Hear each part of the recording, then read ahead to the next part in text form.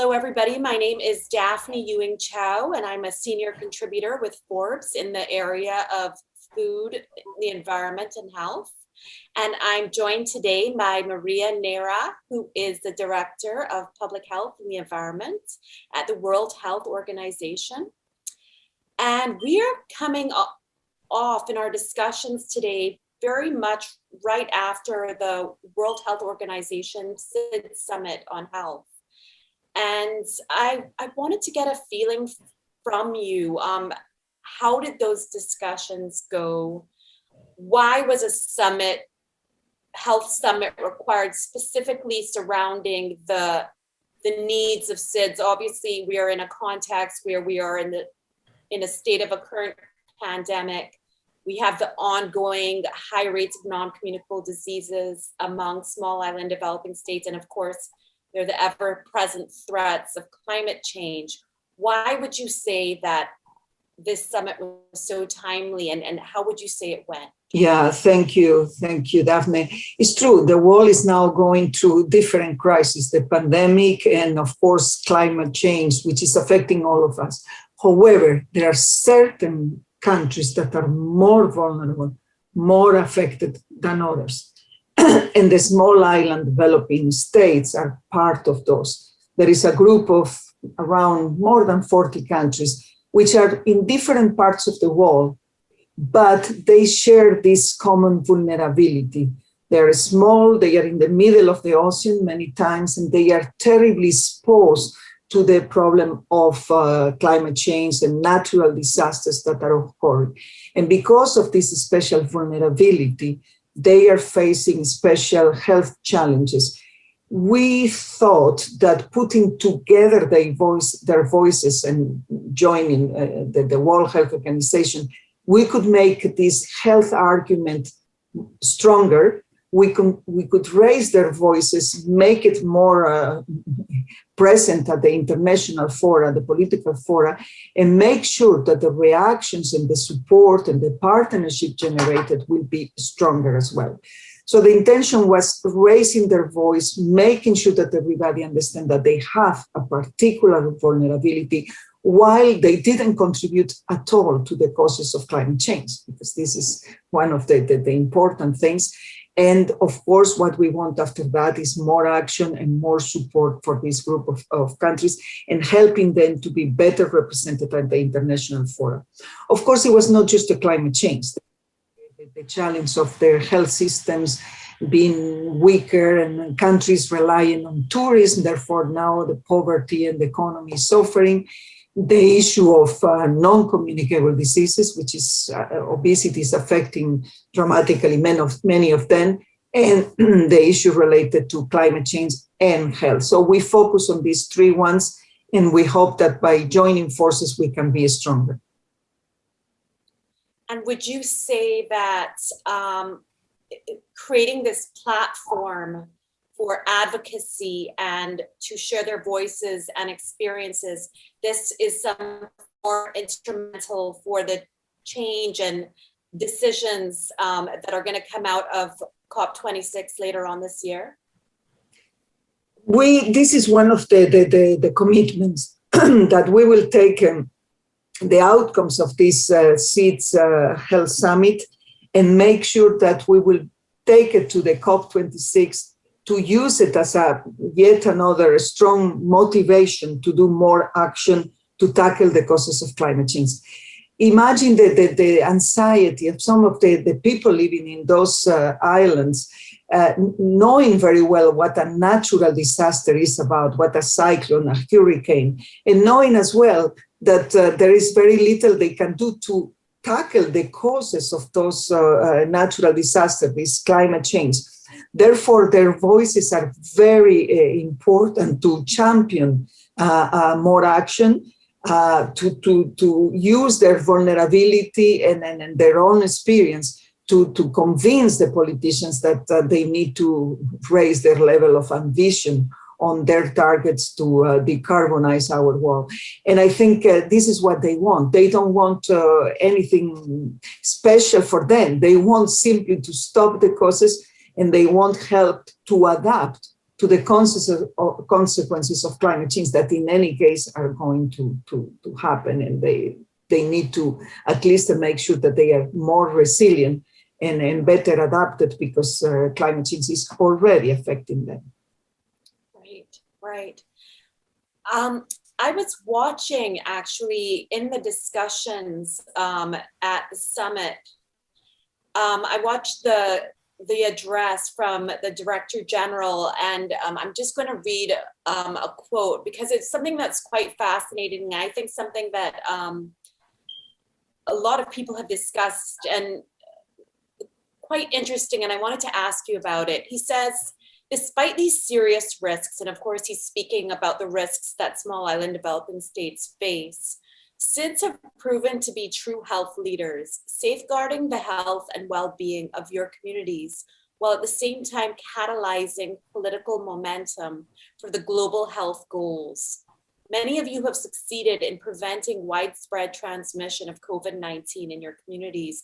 And I've been noticing this within the Caribbean and in many Pacific countries. Obviously not all, there've been various experiences, but there have been a lot of successes within small island developing states in terms of keeping COVID at very low levels, or in some cases, keeping it entirely away, while in the same time working towards making societies more resilient. Can you speak to this? How has this happened within so many small island developing states? Yeah. No, it's true. They are facing three emergencies at least. One is an environmental emergency, a huge environmental emergency.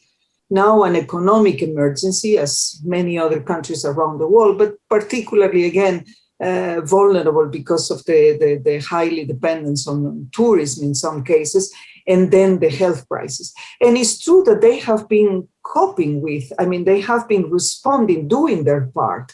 And as you say, some of the islands, they have proved that they can stop the transmission or control the transmission. They took very serious measures. They have very good results. Now they are struggling to vaccinate their population. They are trying to get more vaccines and fighting for it.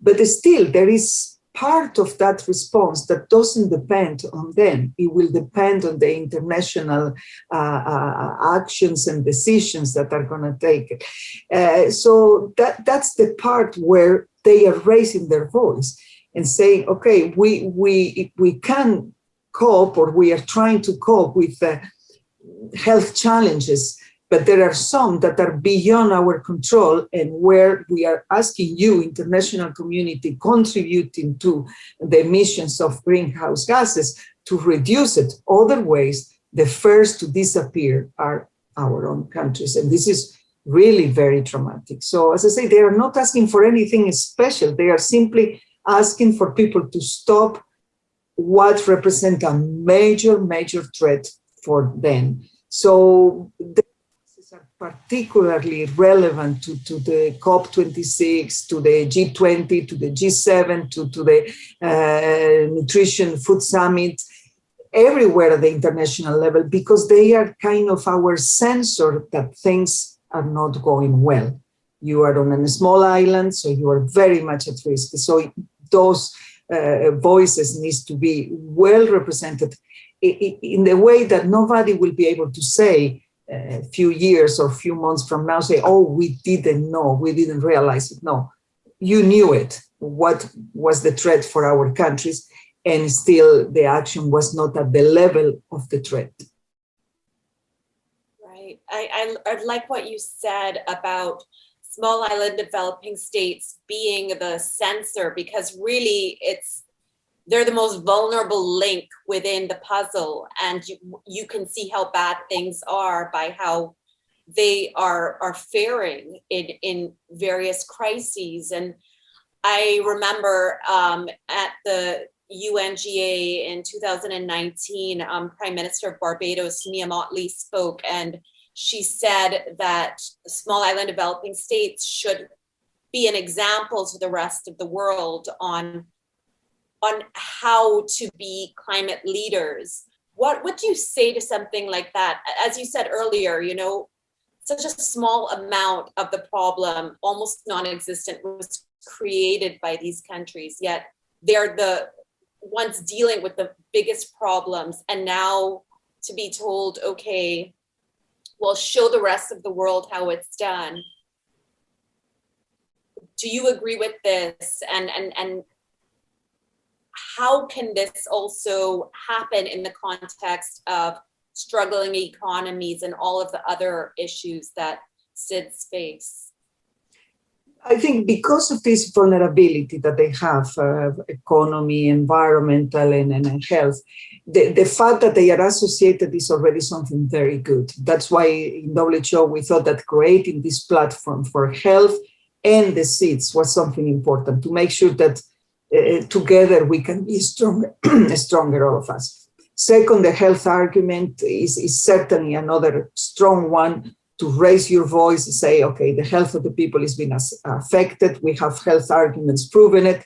And we have something else which is very important, that the investments needed to be climate resilient or adapt for the environmental crisis are very common sense and good investments no matter what. I mean, there are the no regrets investments because they are good for preparing your health system. They are good to reduce the vulnerability of people to natural disaster.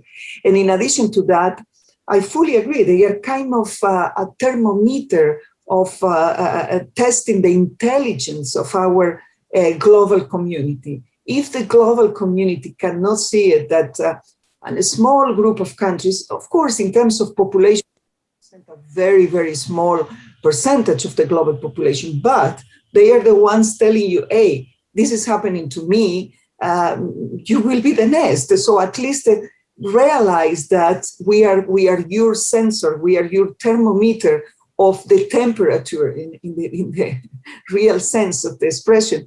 And if all of these cyclones or hurricanes can in few seconds destroy all of our well-being and livelihoods, realize that you need to react, you need to do more. If you don't want to do it for us, do it for yourself, because we are all in the same boat.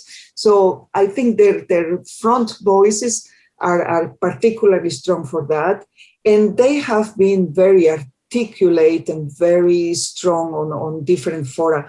In 2017, WHO launched the Climate Change and Health Initiative at the COP.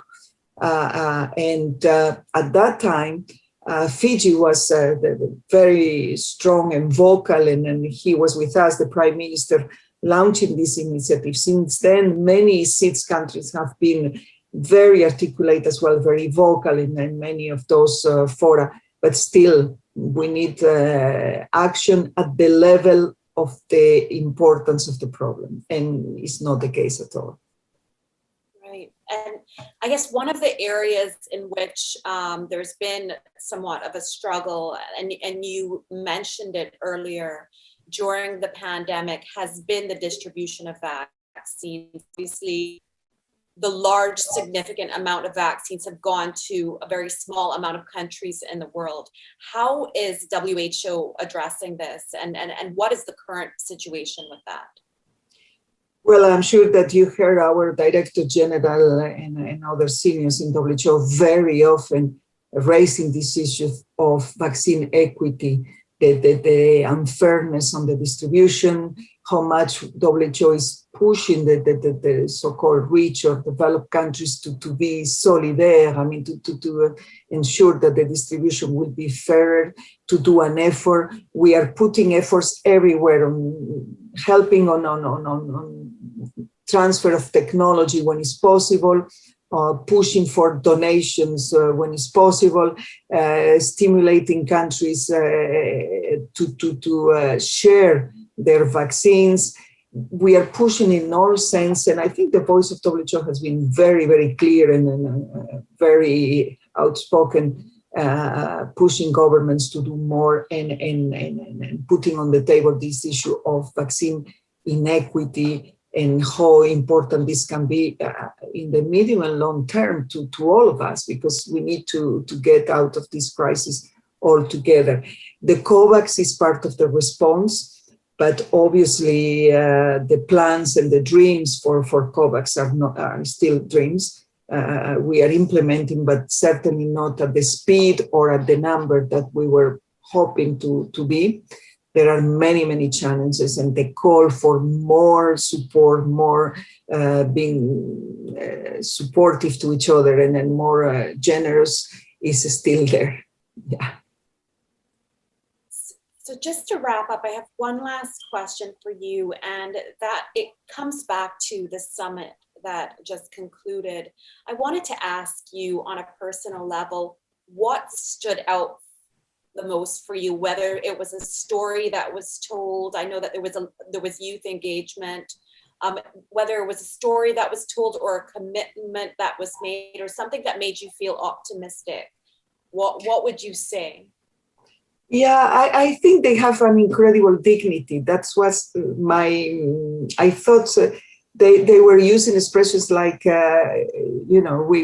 are not suffocating. I mean, we want to fight. We are not just victims. We don't want to present ourselves as, we are drawing and please help us. No, we are fighting. And that was the positive part. I heard a lot of stories about hurricanes, cyclones, destruction, personal experience. Maybe all of the speakers, they have, unfortunately, very close personal experience about natural disasters. And still, they were talking about rehabilitation. They were talking about building health systems now more resilient. They were talking about sharing experiences on procurement, global procurement. They were talking about community engagement and how they are planning to go to the COP, to all of those fora and ask for more. So I saw a desire to fight, not just to complain, but to fight and to make sure that they are taken into consideration. And I heard an optimism as well, even if it's, they are optimistic. And I heard as well saying, we never contributed to this, so it's very unfair that this is happening to us, so you need to stop doing it. So I thought it was very strong and not, as I say, not just a victimism or passive description of the situation at all.